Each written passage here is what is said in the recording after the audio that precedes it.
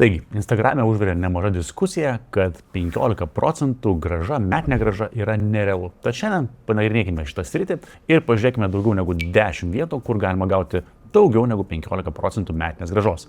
Bet prieš pradedant noriu, kad suprastumėte keletą labai svarbių dalykų. Tai pirmas dalykas, šitas video yra grinai edukacinis, pramoginis turinys. Ir gink dieve, ne investicinė rekomendacija. Visą tai, ką darau, noriu, kad tiesiog praplėstumėte savo suvokimo akiratį, kad suvoktumėte, kad yra daugiau pasirinkimų, negu galbūt apie ką šneka pagrindiniai bankai ir pagrindiniai naujienų portalai. Ir tiesiog pažiūrėkite tai kaip į pramogą ir požiūrio plėtimo turinį. Antras dalykas, norint generuoti 15% ir didesnę gražą, reikės įdėti pastangų ir darbo. Kitaip tariant, nebus taip, kad 15% metinė graža, vidutinė metinė graža per ilgą laikotarpį, per 10-15 metų, nebus taip, kad tiesiog kiekvienais metais kris ir nieko daryti absoliučiai nereikės. Ne, reikės mokytis, tobulėti, stebėti rinkas ir žiūrėti, kas darosi su ekonomika ir investavimu. Ir trečias dalykas, ką noriu, kad suvoktumėte, kad visa tai, apie ką aš kalbu, tai yra naujos realybės paradigma. Tai kitaip tariant, į ką reikia atkreipti dėmesį. Jeigu prieš 20-30 metų būtumėm pakalbėję apie tai, kad 15% metinė graža yra kažkoks labai didelis iššūkis ir kad tai yra nerealu, aš sakyčiau, jo, tiesa. Prieš 30-40 metų pasaulis buvo kitoks. Pasaulyje pasikeitė vienas labai svarbus dalykas. Tiesa, pasikeitė daug dalykų, bet vienas, kuris pasikeitė, yra super svarbus. Ir apie ką aš šneku? Tai aš šneku apie pinigų spausdinimą. Ir jeigu mes dabar pasižiūrėsime į vadinamą M1 Money Supply, tai yra kiek pinigų cirkuliuoja rinkoje, tai nuo 1971 metų buvo atsisakyta aukso standarto ir pinigai buvo pradėti spausdinti. Aš kalbu šiuo atveju apie dolerius. Tai reiškia, nuo 71 metų dolerių kiekis rinkoje buvo spausdinamas nuosaikiai. Tai reiškia, pinigų kiekis buvo didinamas pakankamai nedideliais tempais. Ir jeigu pasižiūrėsite nuo 2008 metų, tai yra po krizės, pinigų spausdinimas prasidėjo gerokai spartesnis. Na, o nereikia būti dideliu genijum, kad suprasti, kad jeigu kažkas spausdina pinigus, kitaip tariant, kažkokio tai dalyko pasiūla nuolatos didėja, tai jo kaina mažėja, kaip tariant, pinigų vertė mažėja dėl to, kad juos nuolatos spausdina. Tai pažiūrėkite, kas vyko grafike nuo 2008 metų, tai yra 2008 metų krizės. Pinigai buvo pradėti spausdinti pakankamai smarkiai. Ir didžiausia dalis pinigų buvo spausdinta 2020 metais, kada pinigų kiekis nuo 4 trilijonų, reiškia, JAV dolerių buvo padidintas iki daugiau negu 20. Taip, buvo šiek tiek pinigų išimta ir vėl pradėta spausdinti. Ir jeigu jūs galvojate, kad su euru kažkaip tai kitaip, tai pažiūrėkime į euro supply, tai yra kiek rinkoje yra eurų. Tai euras lygiai taip pat kaip ir doleris, vis nuolatos yra spausdinamas, kitaip tariant, tai yra infliacinis turtas. Reiškia, jeigu jūs laikote savo sąskaitoje eurus, dolerius ar kitas valiutas, tiesą pasakius, tai yra fiat valiutas, jūsų pinigai kiekvieną mielą dieną nuvertėja. Tas pats vyksta ir su euru. Ir šitoje vietoje, tas pats juokingas Monikos Šalčiūtės pavyzdys, kad už 1 eurą bus galima nupirkti tiek pat, kiek buvo galima nupirkti už 1 litą. Visą tai įsigyvendino. Aš netgi sakyčiau, kad už 1 litą 2000 metais buvo galima nupirkti daugiau negu šiai dienai galima nupirkti už 1 eurą. Ir vėlgi, visa tai yra pasiekmė nuolatinės infliacijos ir nuolatinio pinigų spausdinimo. Šitos 3 klausimus padėjus vietą ir aš esu suvokus, kad 15% tampa realu dėl to, kad mūsų matavimo vienetas, tai reiškia mūsų pinigai, tampa vis mažiau ir mažiau vertingi. Tai reiškia, turtas tiek smarkiai nebrangsta kaip 15% metinių, bet 15% metinių ir daugiau mes gauname ir dėl to, kad pinigus veikia infliacija, reiškia mūsų matavimo vienetą, šiuo atveju eurus ar dolerius, veikia infliacija. Tai jeigu pasižiūrėsime dabar į pačias paprasčiausias investicijas, nuo ko galim pradėti ir imsiu kuo ilgesnį laikotarpį, dėl to, kad Instagrame buvo pavyzdys, kad vietoj to, kad pinigus mokėtumėm už privatų mokslą, skiriam investavimui. Tai yra 12-16 metų laiko tarpas. Taip, kad aš paėmiau tokias investicijas, kurios būtų ilgesnio investavimo horizonto. Tai pirmoji iš investicijų bus labai klasikinė, tai tiesiog S&P 500. Šiuo atveju panagrinėkime iShares Core S&P 500, kurio tikeris yra SXR8. Tai jeigu pasižiūrėsime, šitas ETF-as veikia nuo 2010 metų, turi ypatingai mažos administracijos mokesčius, tai yra tas total expense ratio. Ir jeigu mes nukeliausime į grafiką, kaip matome, jis tiesiog tendencingai nuolatos auga ir jeigu nukeliausim į performance sritį, kuri mums yra šiuo atveju pati įdomiausia, tai nuo jo įkūrimo, since inception, tai reiškia nuo 2010 metų, tai yra dabar kiek čia gaunasi, per 15 metų, jo pajamingumas užaugo tai į 710%. Tai jeigu mes padarysim paprastą matematiką, 710 padalinsime iš 15 metų gausime nei daug, nei mažai 47% vidutinės metinės grąžos. Tai jeigu paimsime tik paskutinius 5 metus, tai yra 104% augimo, tai 100% dalinkime iš 5, tai bus apie 20%. Tai vėlgi, šitas augimas yra tikrai labai, labai didelis ir jeigu jūs pinigus 2010 metų investavote elementariai į S&P 500, jūsų pinigai paaugo 710%, tai reiškia padidėjo 7 kartus. Realu? Ar reikėjo daug kažką daryti? Tai iš principo ne. Tai pirmas iš pavyzdžių tai yra tas pats klasikinis S&P 500. Gerai, keliaujam toliau. Jeigu jau imame S&P 500 ar alternatyvius dalykus jiems, tai pažiūrėkime į šiek tiek rizikingesnį dalyką. Vėlgi tai bus S&P 500, tačiau kiek kitoks. Tai reiškia, tai yra, paimkime tik tais siauresnį sritį, šiuo atveju 500 didžiausių JAV technologijų kompanijų. Tai paimkime tech sektorių. Tai bus šiek tiek brangesnis fondas ir fokusuotas tik į technologijų sektorių. Jo tikeris yra QDVE. Vėlgi, vienas iš mano mėgstamiausių ETF-ų. Tai jeigu pasižiūrėsime, šis fondas yra įkurtas nuo 2015 metų ir keliaujame vėl į tą pačią chart sritį, į grafiką, matome grafikas važiuoja vėlgi į viršų, praktiškai identiškai taip pat kaip S&P 500, 2020 metais turėjom, vadinkim taip, krizę, vėl paskui viskas važiavo viršų ir jeigu nukeliausime į performance sritį ir pasižiūrėsime nuo pat įkūrimų, dar iš nuo 2015 metų, 654% pajamingumų. Tai reiškia, jeigu mes paskaičiuosime vidutinę metinę grąžą, gaunasi apie 65% metinės grąžos. Tai yra gerokai daugiau negu 15% grąža, ką mes skaičiavome. Nuo per pastarosius 5 metus 170% pajamingumas. Vėlgi, gerokai daugiau negu 15% ir vėlgi čia netgi kalbu apie pasyvų investavimą į ETF-us, kad tiesiog kiekvieną mielą mėnesį investuojame ir per daug savo nesame galvos. Gerai. Paėmėme 2 S&P 500 skirtingus, vieną tech sektoriaus, kitą tiesiog klasikinę S&P 500. Keliaukime į šiek tiek rizikingesnės investicijas ir pažiūrėkime kai ką, kas būtų, ne tik šiek tiek rizikingesnė, bet jau rizika ant steroidų. Ta prasme, šiuo atveju tai yra mega rizikingas dalykas, nes mes kalbame šiuo atveju apie svertinį ETF-ą. Tiesa, svertinius ETF-us mėgsta Aleksandras, aš tiek jų nemėgstu, šiek tiek turiu, bet nepasakyčiau, kad man labai patinka. Kodėl? Dėl to, kad jų volatilumas yra labai aukštas ir tikrai reikia labai jau kantrių nervų, kad išlaikyti pinigus šitame ETF. Na gerai, tai ką mes turim? Nasdaq'o 100 su 3 svertu. Tikeris 3QQQ. Tai pasižiūrėkime dabar vėlgi, jeigu pasižiūrėsime į grafiką, grafikos svyravimas nebe toks nuosaikus augimas kaip S&P 500, tech sektoriaus ar kitų, vėl grafikas mūsų tai pakyla, tai leidžiasi žemyn, iš tikrųjų labai sunku yra emociškai išbūti investicijoje, kada jinai važiuoja žemyn ir taip stipriai, bet jeigu mes nueisime į performance kilti ir pasižiūrėsime, dar kartą sugrįžime, šis fondas tiesa įkurtas 2012 metais ir nukeliavome į performance kilti ir pasižiūrėjome, kad nuo 2012 metų, tai reiškia per paskutinius 13 metų, šito fondo pajamingumas yra 1789% per visą laikotarpį. Tai jeigu paskaičiuosime metinį pajamingumą, tai gaunasi apytiksliai 137% metinės grąžos. Ir, mėlyje, tai neateina tiesiog be jokios kainos. Kaina yra tokia, kaip, pavyzdžiui, 2002 metais kritimas minus 77%. Reiškia, jeigu jūs turėjote, pavyzdžiui, 100 000 savo portfelyje ir tai buvo investuota į 3 sverto Nasdaq'o 100, įsivaizduokite, turėjote vieną dieną 100 000, 2020 metais atsibūnate, pasižiūrite, iš 100 000 likę 23 000 eurų. Žinau, kad didžioji dalis žmonių tokią investiciją tiesiog parduotų, tą poziciją uždarytų. Ir tai būtų buvusi viena didžiausių klaidų investavime, nes vėliau visa ta investicija atsistatė ir nukeliavo į viršų. Tai vėlgi, tai yra rizikinga investicija, bet vėlgi tai gerokai stipriau lenkia 15% grąžą, apie kurią mes šnekame. Pasižiūrėjome į super rizikingą investiciją, super high risk investiciją. Dabar pažiūrėkime į kitą lazdos pusę, į kitą medalio pusę, tai yra pažiūrėkime į labai konservatyvią investiciją, pasižiūrėkime tiesiog į auksą. Ir jeigu pažiūrėsim į auksą, tai auksas iš tikrųjų yra, jau iš konservatyvių investicijų viena konservatyviausių, kokią tik tais galima sugalvoti. Tai šitoje vietoje, auksas, ypač fizinis auksas, yra konservatyvas. Tai jeigu pažiūrėsime dabar į aukso grafiką, auksas per paskutinius 20 metų, mėlyje, tai ilgas laiko tarpas, augo 11,4%, per paskutinius 10 metų augo 13,7%, paskutiniai 5 metai 19,8% ir paskutiniai metai 44 procentai. Ir dabar paskutiniai 5 metai, ką rodo bent jau man, rodo tą, ką aš kalbėjau video pradžioje, yra tai, kad pinigai yra spausdinami ir pinigai yra nuvertėję. Tai aukso vertė tiek neišaugo, jeigu mes matome čia grafike paskutiniai 5 ar 10 metų, auksas tiesiog varė viršų.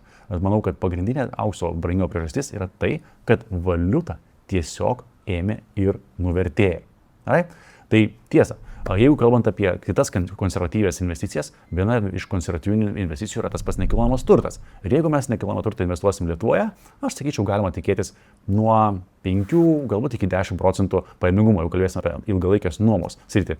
Tiesa, su trumpalaikė nuoma lygiai tas pats. Bet, pavyzdžiui, galime nusikelti į kiek kitą teritoriją. Pavyzdžiui, kaip ir praėjusiame video dariau, kad esame įsigiję vilą Balyje ir Balyje pajamingumas vidutinis, ką mes kalbėsime apie vidutinį visą Balio pajamingumą, ir kalbėsime tik apie nuomą, svyruoja nuo 12 iki 15%, jeigu geriau išvystyti objektai, jie turi 18-20% grąžą ir čia skaičiuojant tik tais nuomą. Jeigu pridėsime dar ir turto augimą, tai reiškia, jeigu mes vilą perkame iš brėžinių ir vėliau ją parduodame jau pastatytą, tai dar pačios vilos augimas per porą metų būna apie 40%, tai dar plus 20% per metus būna pačio nekilnojamo turto vertės prieaugis. Tai vėlgi, netgi jeigu paimsime tą patį nekilnojamo turtą, yra teritorijų, yra vietų, kur galima uždirbti daugiau negu 15% metinės grąžos. Ir vėlgi, tai yra visiškai realu ir padarom. Gerai, uždarom konservatyvias investicijas, keliaujam dabar vėlgi į kitą medalio pusę, keliaujam tiesiog į kripto sritį ir pažiūrėkime į Bitcoin. Dabar manau, kad reikia nustoti kalbėti apie tai, kad Bitcoin yra kažkoks burbulas, kažkokia turto klasė, kuri išnyks ir visa kita. Tai, kas vyksta dabar, pasižiūrėkite, didžiosios kompanijos įsitraukia į Bitcoin savo balance sheet, tai reiškia į savo turtą, jį saugo, valstybės saugo Bitcoiną, kai kurios valstybės netgi turi paskelbusios savo Bitcoino strateginius rezervus, kaip ir ta pati JAV. Tai reiškia, kad tai Bitcoin nebėra kažkokia tai nauja turto klasė ir nebėra ta turto klasė, kur, sakykim, išnyks. Realiai tas pats BlackRockas perka Bitcoiną, netgi tas pats Harvardo universitetas perka ir laiko Bitcoiną. Tai net nežinau, ar čia beverta kalbėti, kad tai yra kažkoks burbulas ar ta investicija, kurios nereikėtų turėti savo portfelyje. Vėlgi, suprasti reikia riziką. Bet kalbant apie Bitcoin, savaime suprantu, kad Bitcoino pajamingumas bus tikrai aukštas ir didelis. Tai jeigu pasižiūrėsim į grafiką, vėlgi, kilimai aukštyn, kritimai žemyn, jeigu mes investuojame į Bitcoiną, reikia suprasti, kad šita turto klasė turi labai aukštą volatilumą. Bet jeigu pasižiūrėsime į 10 metų pajamingumą, tai yra 71% vidutinė metinė grąža per 10 metų, kasmet. 5 paskutiniai metai, 36%. Tiesa, būnant sąžininku, šie metai Bitcoin buvo tikrai prasti, minus 14%. Bet vėlgi, aš kalbu apie 12, 14, 16 metų investicijas, tai jeigu jūsų investicija per 10 metų geba generuoti 71% kas metus, vėlgi, tai jūsų pinigus gali išauginti iki tikrai stebuklingų sumų. Ir ką noriu dar kartelį pasakyti, kad tie 15% tampa nauja realybė dėl to, kad dar kartelį spausdina pinigus. Gerai, jeigu jau kalbame apie Bitcoiną, šiek tiek nukeliaukime į vieną iš strategijų, kurią galbūt galite taikyti, jeigu jūs, pavyzdžiui, norite konservatyvesnio portfelio. Ir, pavyzdžiui, norint konservatyvesnio portfelio, viena iš strategijų tai galėtų būti vadinama Hunterio strategija arba Barbell strategy. Ką tai reiškia? Tai reiškia, kad mes vienoje pusėje turim labai rizikingas investicijas, kaip, pavyzdžiui, Bitcoiną arba tą patį svertinį Nasdaqo 100 ir turime mažą procentą savo investicijų tokio investicijai. Ir iš kitos pusės turime konservatyvias investicijas, kaip, pavyzdžiui, indeksą, tą patį VTI, Vanguard Total Stock Market indeksą. Ir tokiu atveju mes subalansuojame savo portfelį ir pažiūrėkite, jeigu turėtum tokį portfelį Bitcoinas plus Vanguard Total Stock Market ETF'as, tai ką mums sako dirbtinis intelektas, mūsų konservatyvus scenarius galėtų būti 11%, vidutinis scenarius, tas į ką taikomas 14,5% metinių, o jeigu bull marketo scenarius per artimiausius 10-15 metų, netgi 18% metinė grąža yra visiškai reali. Tai vėlgi, netgi taikant strategiją ir netgi jeigu turim kažkokį subalansuotą portfelį. Gerai, judam toliau. Jeigu dar trūksta idėjų ir požiūrio praplėtimo vietų, kur galima investuoti su 15% didesnė grąža, keliaukime į dar vieną rizikingą investiciją, kadangi pakalbėjom apie Bitcoiną, tai šis ETF'as, šis fondas, ką daro, tai yra prekiauja Bitcoino opcionais. Kas tai per dalykas yra, aš tiesiog rekomenduoju pasigūglinti ir padaryti savo analizę, bet iš esmės tai yra prekyba ateities sandoriais. Ir Prošės Bito ETF'as būtent tą ir daro. Dabar jeigu pažiūrėsime į šio ETF pajamingumą, tai jo pajamingumas yra apie 76% už praėjusį mėnesį, nes šis ETF moka dividendus kiekvieną mielą mėnesį. Šiai dienai vienas šio ETF vienetas kainuoja apie $13. Ir jeigu mes, tarkim, turime 10 000 šio ETF vieneto, kas yra apie 130 000 investuotų pinigų į Bito ETF. Jeigu mes paskaičiuosime paskutinio mėnesio išmoką, tai būtų $7,759 to mėnesio, tai reiškia vieno mėnesio, tai reiškia lapkričio mėnesio dividendai. Aišku, nuo jų dar reikia atmesti 15% mokesčius valstybei. Bet pasižiūrėkite, tai yra 76% metinis pajamingumas ir kurį netgi išmoka kiekvieną mielą mėnesį. Vėlgi, aš nemanau, kad 76% laikysis ilgai, šitą ETF aš jau turiu apie porą metų, tai vidutinės palūkanos yra apie 50%, bet mėlyje, ne 15, 50%. Gerai? Bet vėlgi, tai yra super rizikinga investicija. Ok, paliekam Bitcoino temą į šoną ir keliaujam toliau. Pažiūrėkime šiek tiek į iš vis alternatyvų pasaulį ir nueikime tokią platformą į timeless.investments. Aš neturiu su šią platformą jokių sąryšių, bet tiesiog tai yra geras pavyzdys parodyti, ką galima turėti, investuojant į vadinamas collectibles arba tokius dalykus, kuriuos žmonės ima ir kolekcionuoja. Kaip pavyzdys, jeigu aš noriu nusipirkti retą Porsche automobilį, man reiks papurti savo kišenę kokiais 400 000 €, ypač jeigu aš noriu jį nusipirkti kaip investiciją.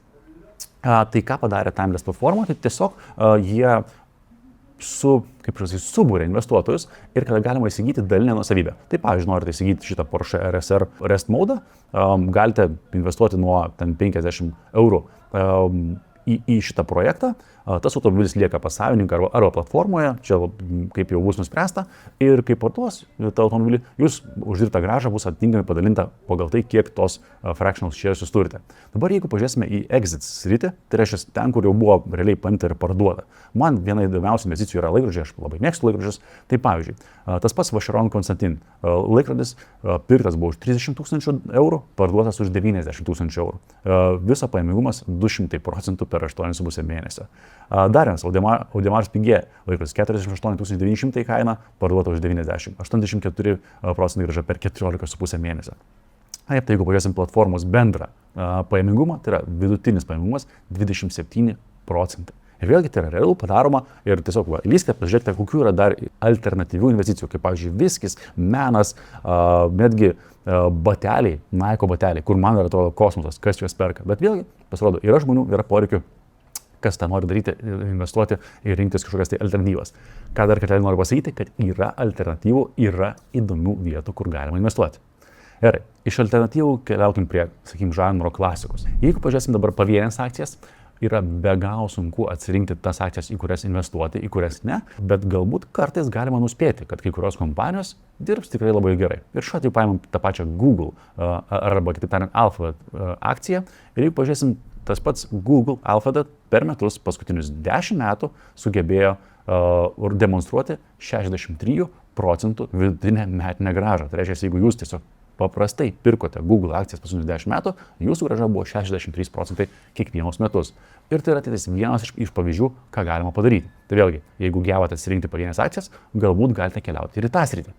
Gerai, judam dabar prie paskutinio pavyzdžio, ką noriu parodyti ir jis bus konservatyvus. Tai paskutinis pavyzdys, tai yra Vanguard All World High Dividend Yield ETF-as, kuris netgi moka distribucijas, kitaip reiškia moka dividendus.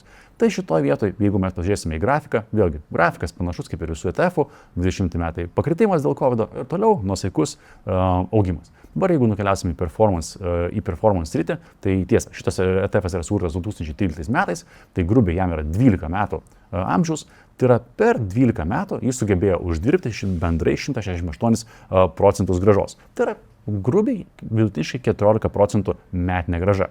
Tai reiškia, tiek jis sugebėjo augti kaip iš turto vertės augimo. Ir tai yra vėlgi vis plačiai diversifikuotas ETF-as, per visą pasaulį diversifikuotas. Ir jeigu mes vysime dar dividendų skiltį, tai jis taip pat šiai dienai turi 2,29% dar dividendų pajamingumą. Tai kitaip tariant, jūs turite 14% metinį augimą pačios turto klasės, plus 2,29% dividendus. Ir tai yra, sakyčiau, konservatyvus fondas, plačiai diversifikuotas fondas per visą pasaulį.